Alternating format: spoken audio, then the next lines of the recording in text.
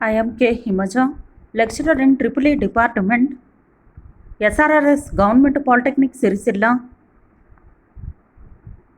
Now, this is the part 25, subject electrical estimation and utilization, and chapter 5, electrical heating and welding.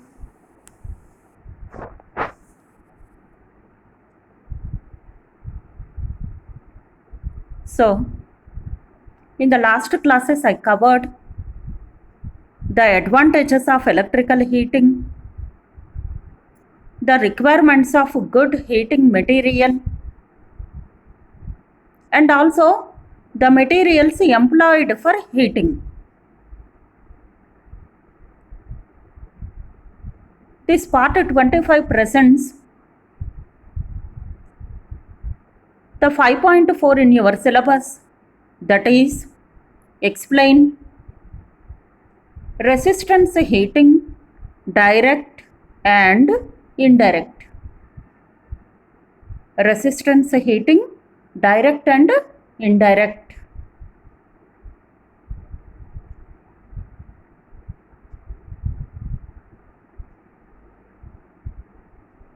So, in last class, I covered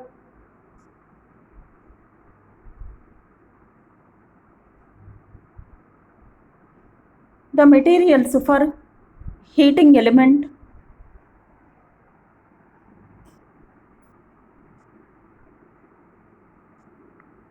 so nickel chromium iron, nickel copper, and iron chromium aluminum. Basically, using the materials as nickel chromium iron, nickel chromium aluminum, or nickel copper, nickel chromium iron Li. Here, nickel chromium iron Li is cheaper when compared to simple nickel chromium Li. So once iron is added to this nickel chromium Li, reduces the cost of final product. So next, so this is the table of properties of some of heating elements. Here, so the maximum operating temperature, resistivity at 20 degrees centigrade, and specific gravity for nickel chromium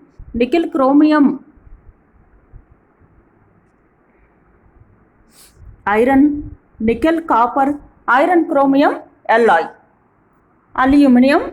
So these are the covered.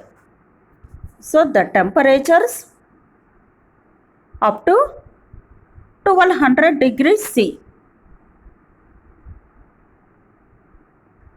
So up to 1200 degrees C, this table presents the alloys of different materials. So for above 1200 degrees C, the heating elements are made of silicon carbide, molybdenum, tungsten, and graphite. So, and also I covered the causes of failure of heating elements, that is formation of hot spots, oxidation, embrittlement, contamination, and corrosion.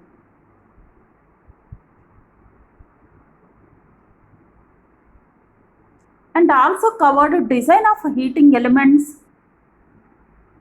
So here, the heating elements here either circular or rectangular, like a ribbon, circular or rectangular, like a ribbon.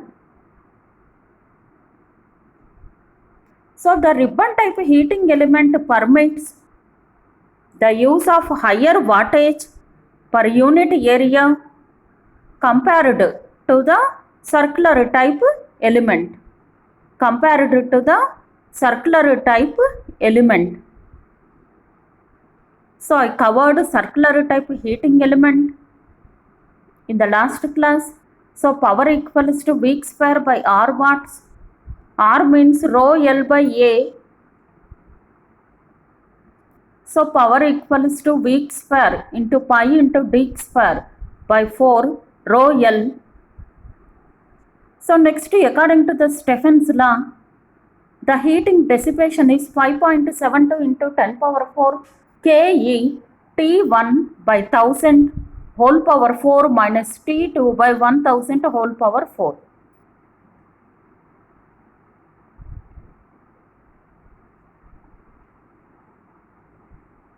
So this is the standard formula.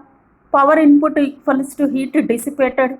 So power equals to H into pi dL. So weak square by rho L into pi into d square by 4 is equal to H into pi dL. So next, ribbon type element. Ribbon type element.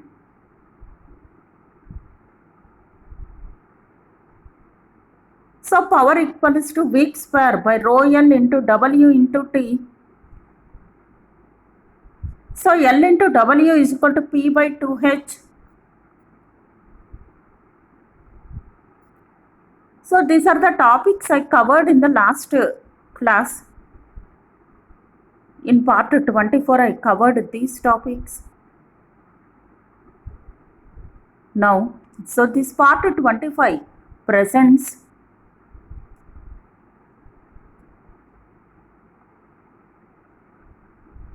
in your syllabus 5.4 explain resistance of heating, direct and indirect.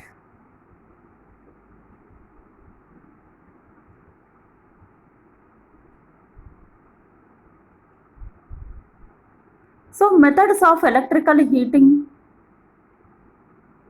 So heat can be generated by passing the current through a resistance or induced currents. In general, take a small resistance or take a wire or a resistor. Once the current flows in that wire, around that wire some heat is generated. So the initiation of an arc between two electrodes also develop heat. So the bombardment by some heat energy particles such as alpha, beta, gamma and X-rays or accelerating ion can produce heat on a surface.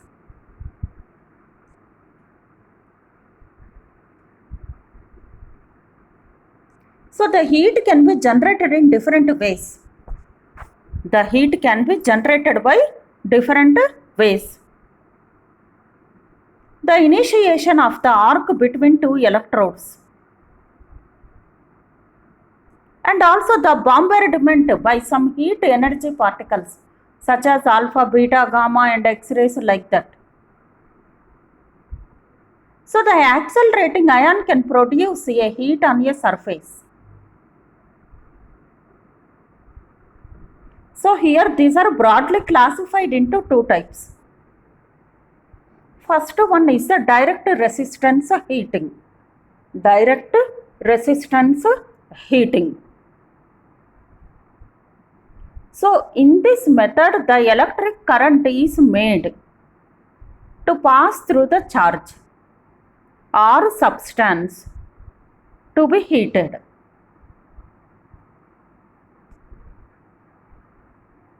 So direct resistance means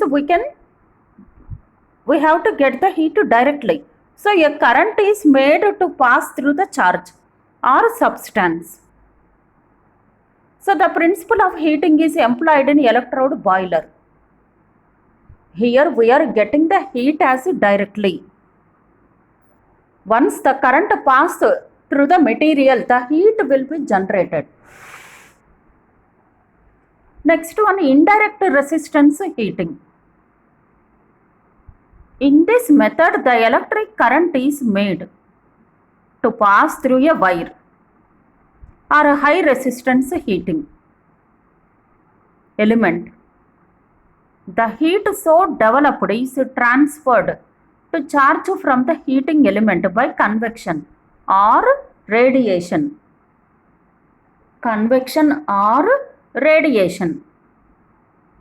So this method is employing in immersion water heaters.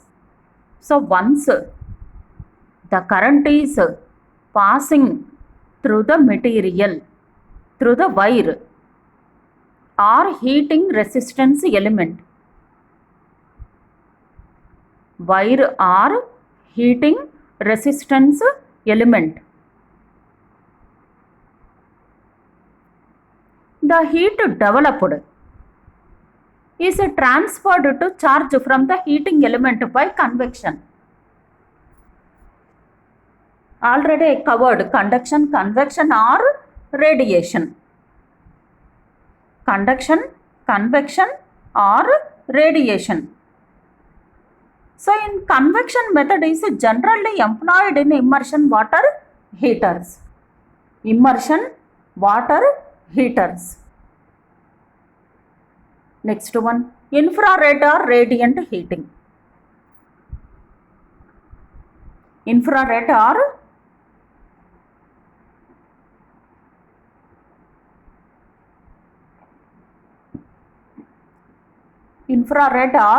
radiant heating.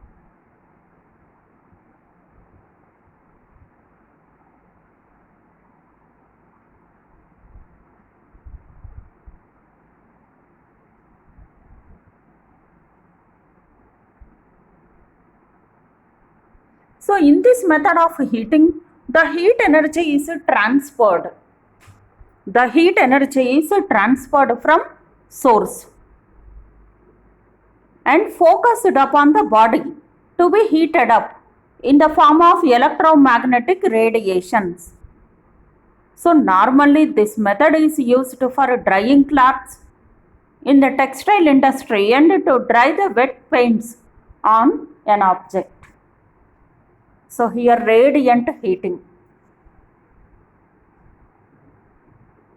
Here the heat is concentrated or focused on the body in the form of electromagnetic radiations. So the heat is generally concentrated or focused on the body.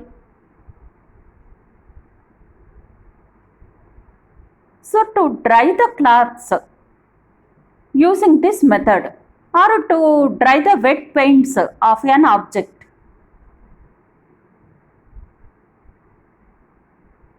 Next one, direct arc heating.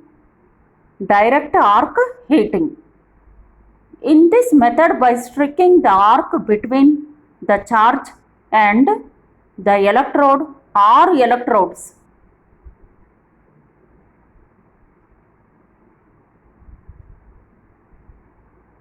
the arc between the charge and the electrode or electrodes, the heat is developed is directly conducted and taken by the charge. The furnace operating on this principle is known as direct arc furnaces. Here the heating takes place directly. So the main application of this heating is production of steel. Production of steel. Here the arc will take place directly. Next one, indirect arc heating.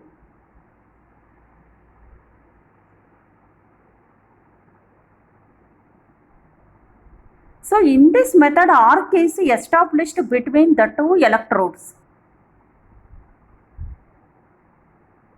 The heat so developed is transferred to the charge or surface by radiation. Here In direct arc heating, the arc is between charge and the electrodes or electrode. But here, the arc is established between the two electrodes. The arc is established between the two electrodes.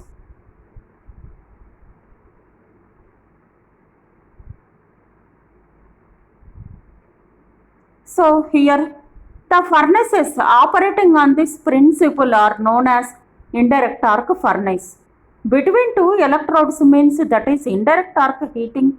Direct arc heating means between charge and the electrode. So this method is generally used in the melting of non-ferrous metals. Non-ferrous metals. Non-ferrous metals. Next one, direct induction heating. Direct induction heating. So in induction principle means electromagnetism takes place. So here in this method of heating, the currents are induced by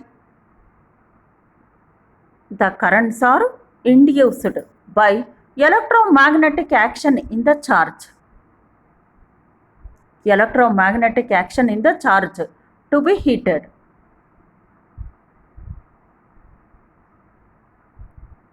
So here the operation is on the basis of electromagnetic action.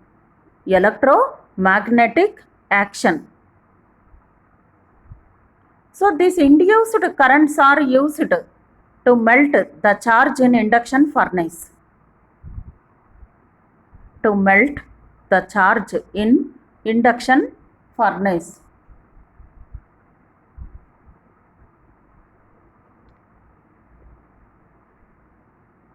Next one, indirect induction heating.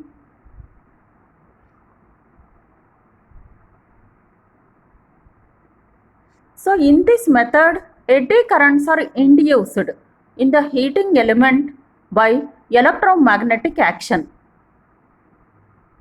Eddy currents are induced in the heating element by electromagnetic action. Here two things are present, hysteresis and eddy currents in BH curve. In BH curve, two things are present, hysteresis and eddy current. Hysteresis and eddy currents. So here in direct induction heating, the electromagnetic action takes place directly. But here through eddy currents are induced in the heating element. So the developed heat in the heating element is transferred to the body or charge to be heated by radiation or convection.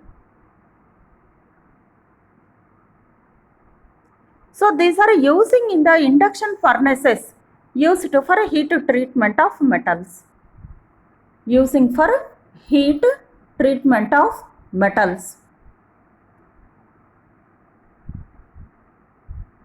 So next one, dielectric heating.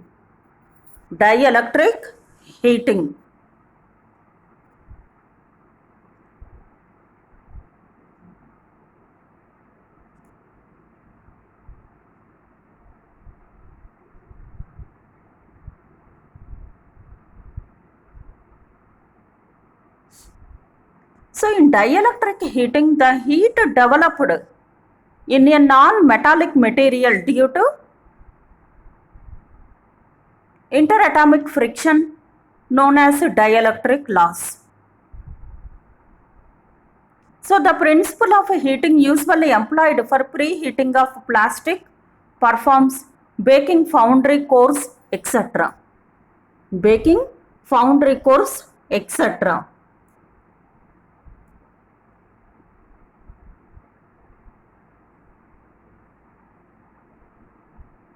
So here totally direct resistance heating, indirect resistance heating, infrared or radiant heating, direct arc heating, indirect arc heating, direct induction heating,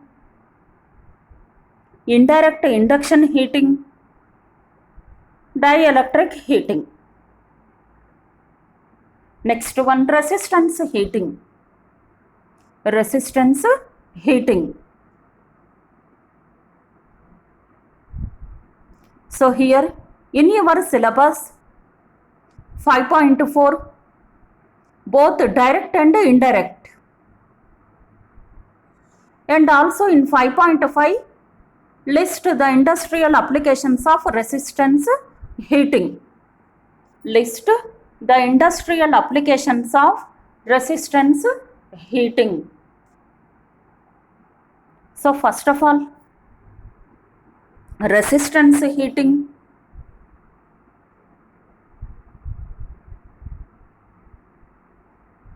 So when electric current is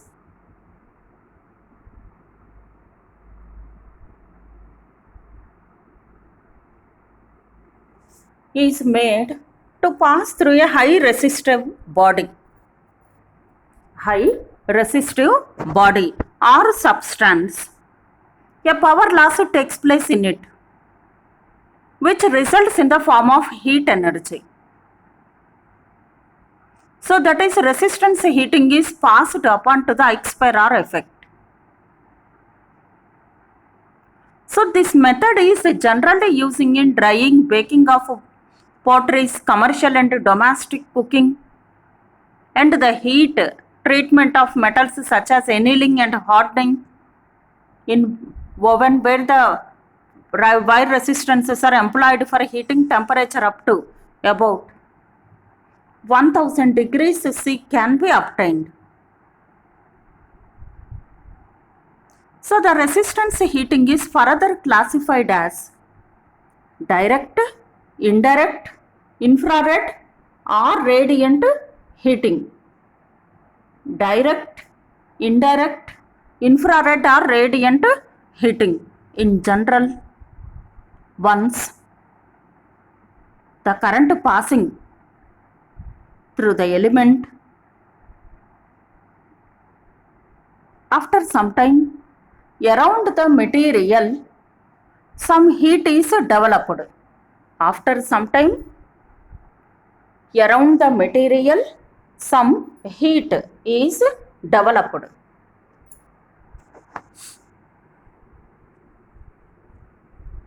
So this is due to Ike-Square loss. This is due to Ike-Square loss. So this is using in drying.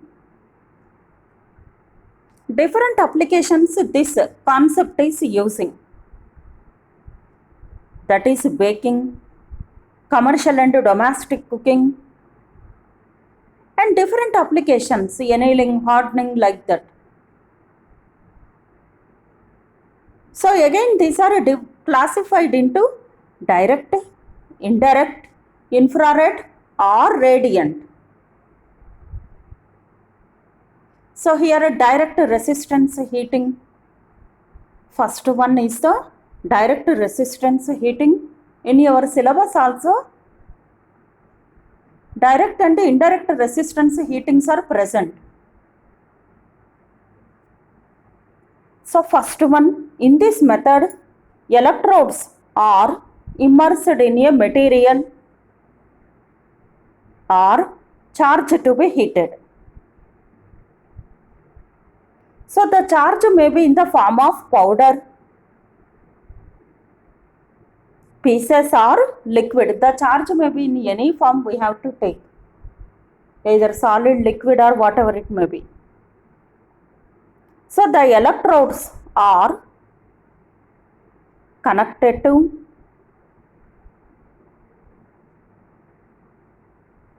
AC or DC supply as shown in figure. In case of DC or single phase AC, 2 electrodes are immersed and 3 electrodes are immersed. Here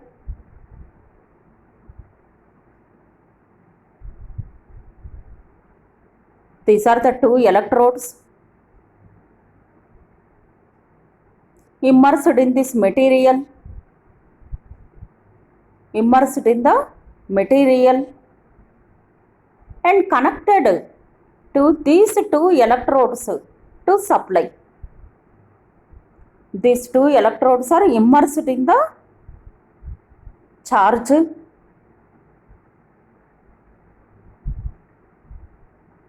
so both are connected to the supply.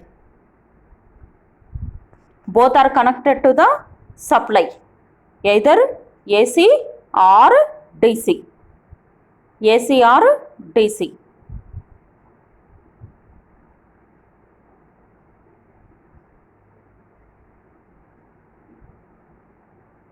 Next one.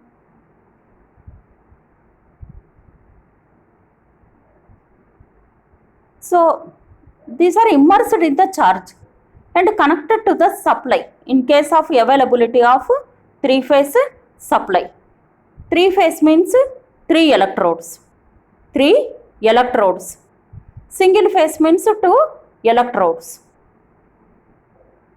So when metal pieces are to be heated, the powder of lightly resistive is sprinkled over the surface of the charge or pieces to avoid direct short circuit. Okay, to avoid the short circuit, they are following some precautions. So the current flows through the charge and heat is produced in the charge itself. So once the current flows through the charge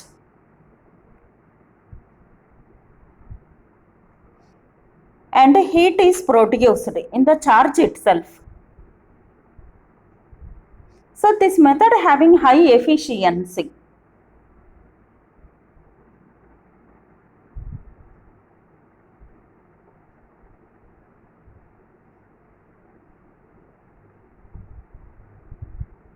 So here the current flows through the charge and heat is produced in the charge itself.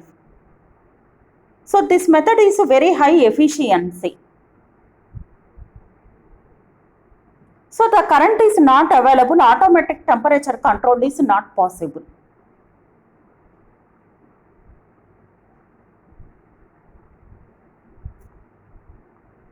So this method is generally used in the boiler for heating water. So for example, in our domestic applications, I want to explain. Here the charge is the assumption. What is the procedure? It is a small bucket. In this bucket, water is there.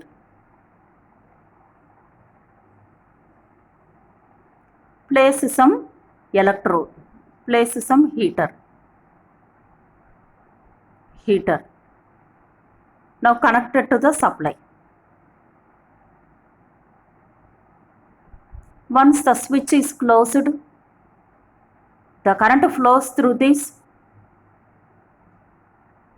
charged particles. Here the charge is the water. In this case, the charge is the water.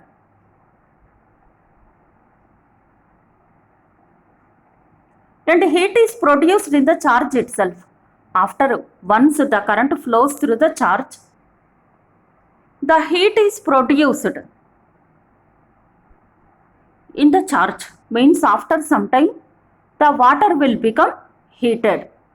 The water will become heated.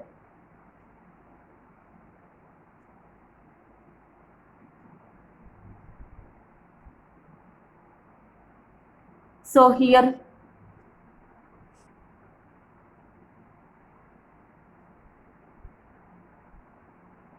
So this is the example. Direct resistance heating. Direct resistance heating. So salt bath furnace. So this type of furnace consists of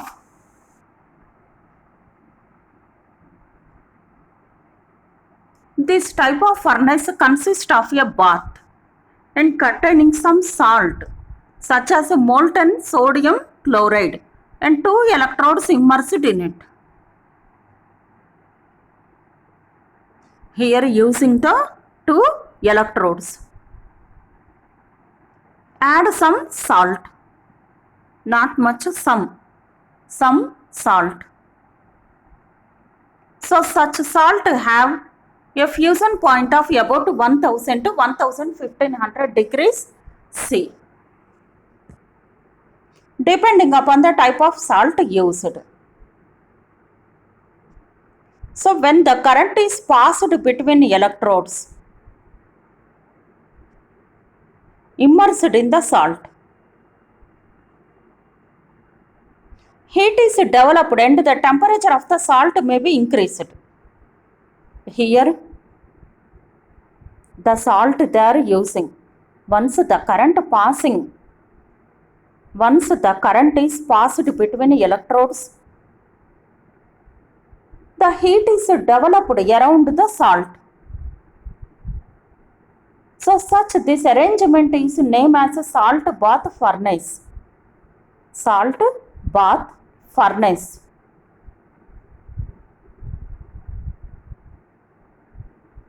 So here the job to be heated is dipped. So the electrodes should be carefully immersed in the bath in such a way that the current flows through the salt and not enough the job being heated. Okay, right. The salt has to heat, but not the job being heated. So a DC will cause electrolysis. So low voltage AC up to 20 volt and current up to 3000 amps is adopted depending upon the type of furnaces. 3000 amps is adopted. So the resistance of the salt decreases with increase in temperature of the salt in general. Once the temperature increases, automatically the resistance of the salt will decrease. So in order to maintain the constant power input, the voltage can be controlled by providing a tap changing transformer. Here, to control the voltage using the tap changing transformer means auto voltage regulator. The control of power input is also affected by varying the depth of immersion and the distance between the electrodes. Varying the depth and of immersion and the distance between the electrodes. So here using the salt, place the electrodes. Once the current flows around the salt, the heat will be generated. Next, the voltage has to be regulated by auto voltage by tap changing transformer. By using tap changing transformer, the voltage is to be adjusted. Next one, electrode boiler. So here in this figure, electrodes using the, for each electrode place R, Y, B, red, yellow, blue 3-phase AC supply is using. Okay, now we will discuss the electrode boiler. So it is used to heat the water. By immersing 3 electrodes in a tank to heat the water. So this These two methods are direct resistance heating. Direct resistance heating methods. Salt bath furnace and electrode boiler. Electrode boiler. So place 3 electrodes in a tank. So this is based on the principle that when electric current passed through the water, electric current passed through the water produces heat due to the resistance offered by it. Definitely, once the current flows through the electrodes, the water will be heated after some time.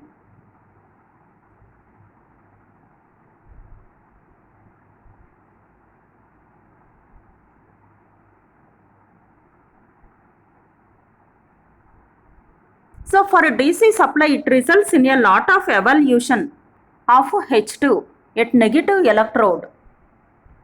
So in the case of DC means positive and negative polarities are present. DC means. AC means phase and neutral. DC means positive and negative. AC means phase and neutral. So for DC supply, a lot of evolution of H2 at negative electrode and O2 at positive electrode.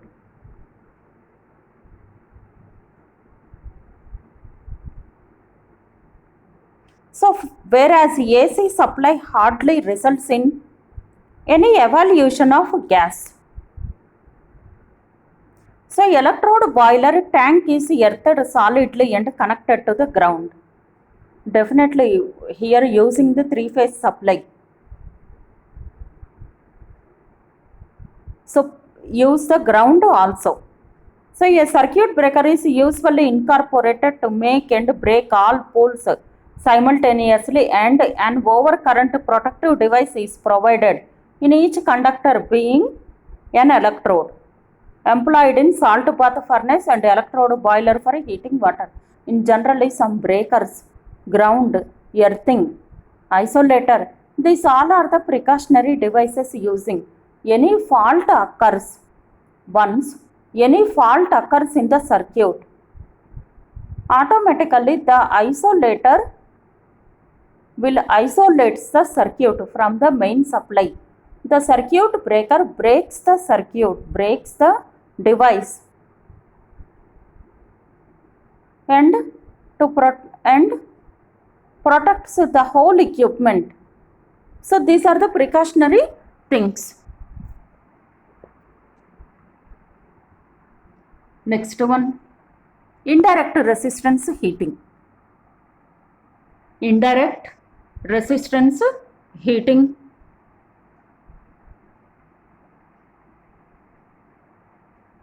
So here in this method, indirect, they are not using the heating directly. So in indirect resistance heating method, high current is passed through the heating element. In case of industrial heating, sometimes the heating element is placed in a cylinder, which is surrounded by the charge placed in a jacket, is known as a heating chamber.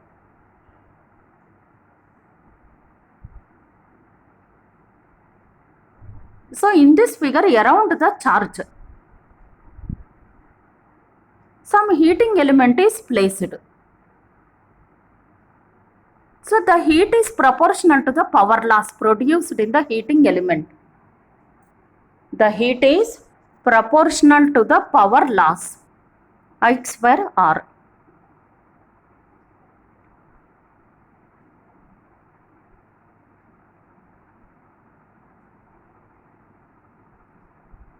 Is delivered to the charge by one or more modes of the transfer: conduction, convection, and radiation.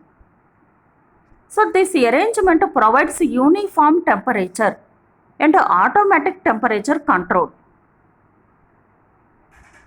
So immersion water heater, room heaters, and the resistance ovens. Here they are not using the heating directly. Not using the heating directly.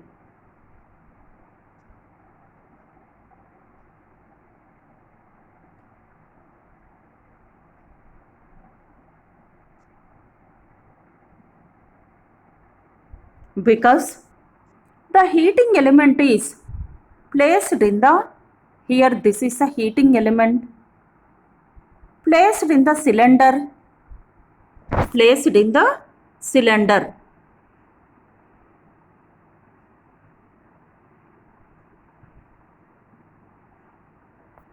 These two are the heating elements placed in the cylinder, and this is located in the charge. So after some time, the heat is produced. So according to I2R formula, I2R formula, the heat is developed, that is loss. The heat is developed. So in any forms, either conduction, convection or radiation. So through this method, the temperature is constant. The temperature is constant. Means maintaining uniform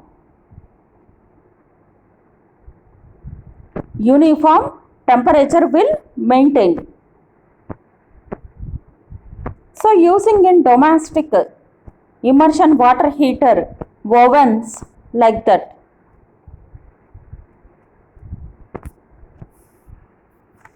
Ovens like that.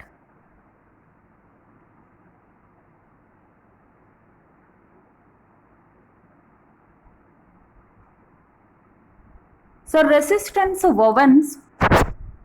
Next, resistance ovens.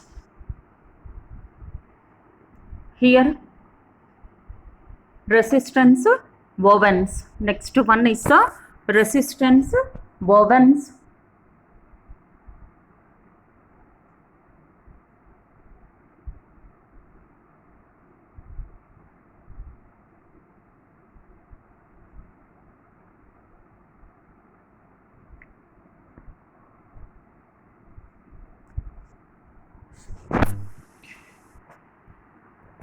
So in resistance ovens, so according to the operating temperatures, the resistance furnaces may be classified into various types.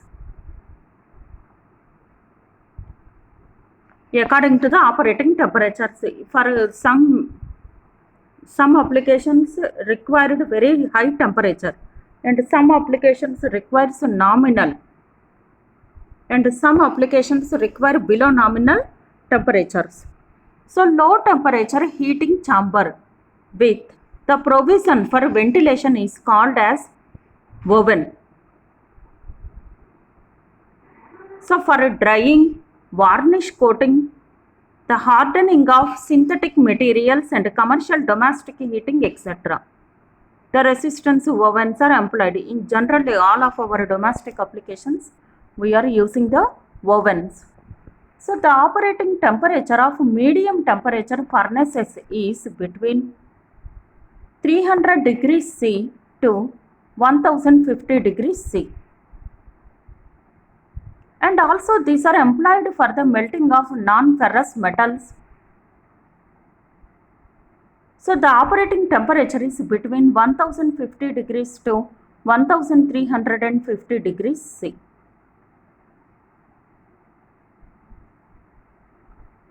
So these are generally using in hardening applications. These are generally using in hardening applications. So this figure shows the simple resistance oven. Simple resistance oven. So here place, this is the oven, this is the door. Now these are the heating elements.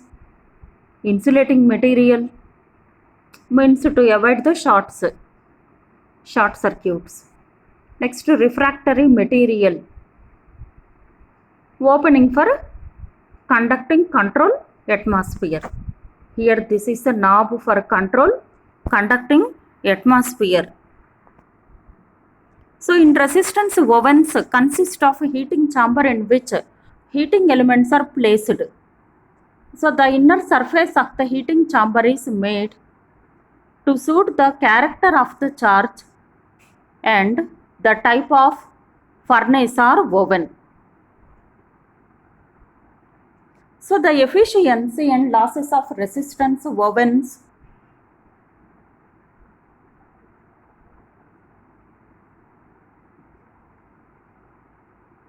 So heat used in rising the temperature of oven, heat used in rising the temperature of containers, heat conducted through the walls, heat loss due to the opening of oven door, heat loss due to the opening of oven door.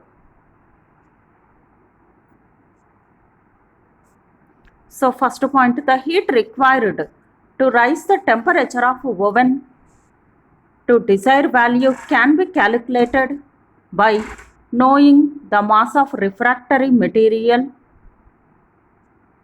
Next, heat used in rising the temperature of containers or carriers can be calculated exactly the same way as oven or furnaces. So here in your syllabus, the direct and indirect resistance heating, direct and indirect resistance heating, and also the 5.5 is the list the applications of resistance heating, means direct resistance, indirect resistance heating applications. So this is a procedure. So finally the efficiency of the oven is the heat required to rise the temperature of the charge by the heat required to rise the temperature of the charge plus total losses. The heat required to rise the temperature of the charge plus total losses. So it is in general the efficiency is 60% to 80%. 60% to 80%. So this is the one of the application of resistance heating, that is ovens, using in oven.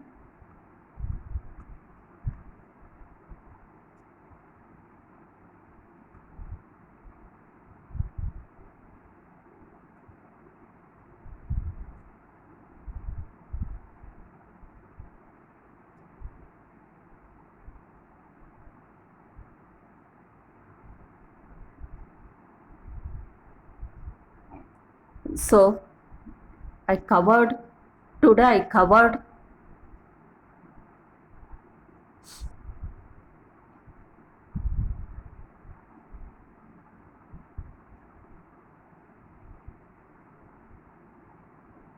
methods of electrical heating,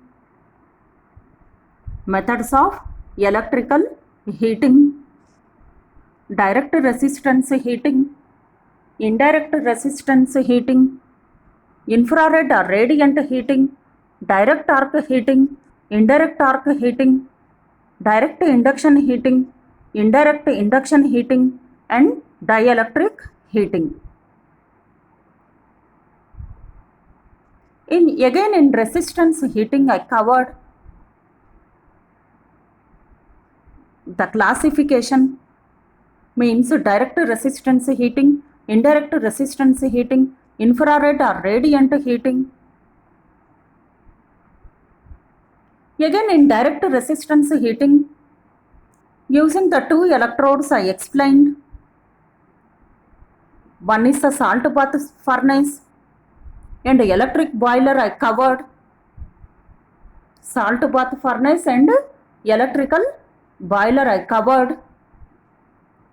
And in indirect resistance heating, how it is indirect means place the electrodes in a cylinder. Once the current passing through these electrodes, the heat is developed X per R. The charge particles will be heated. So that is indirect resistance heating. Example, ovens. Generally using this in domestic applications, the temperature is maintaining the constant value. And also I covered resistance ovens, efficiency and losses of resistance ovens. And the efficiency of the oven means the heat required to raise the temperature of the charge to the heat required to rise the temperature of the charge plus total losses means output by input. It is generally the value is in between 60% to 80%. So in next class, I will cover arc heating.